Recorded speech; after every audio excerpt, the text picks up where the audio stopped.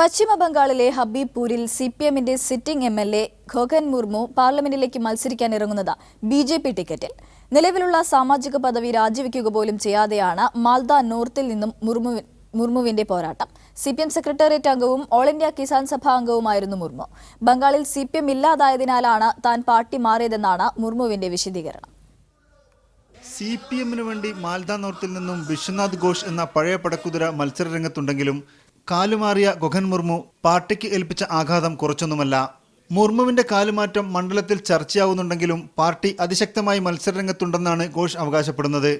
ഇങ്ങനെയൊരു കാലുമാറ്റത്തിന് എന്തെങ്കിലും പ്രാധാന്യമുണ്ടെന്ന് അംഗീകരിക്കാൻ പോലും അദ്ദേഹം തയ്യാറാവുന്നില്ല. जो बीजेपी में है उसको भी डायस में लेके आया, 3 जो आया तो बीजेपी में था, वो भी ममता बनर्जी डायस में जो ब्रिगेड में हो रहा है 19 जनवरी वो तो शामिल था. എന്നാൽ ബീഗം മോസവുമായി താനാണ് പോരാട്ടരംഗത്തെന്നും കോൺഗ്രസോ സിപിഎമ്മോ ചിത്രത്തിലേ ഇല്ലെന്നുമാണ് മുർമുവിന്റെ അവകാശവാദം.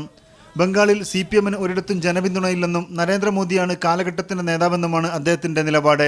वो तो आइडियोलॉजी से भी वो तो जो जनता से भी अब बिछड़ गया, जनता सब उसको छोड़ के भाजपा में ज्वाइन कर रहा है. ഹബീബ്പൂർ മണ്ഡലത്തിലെ സിപിഎമ്മിന്റെ സിറ്റിംഗ് എംഎൽഎ ആയ ഖോഖൻ മുർമു പാർട്ടിയിൽ നിന്ന് രാജിവെച്ച് ബിജെപിയിൽ ചേർന്നത് കേന്ദ്ര സർക്കാരിന്റെ പോളിസികളിൽ ആകർഷനായിട്ടാണെന്ന് അദ്ദേഹം പറയുന്നത്. ക്യാമറ പേഴ്സൺ ഫൈസൽ ഉസ്മാനോടൊപ്പം റഷീദുദ്ദീൻ, മീഡിയ 1.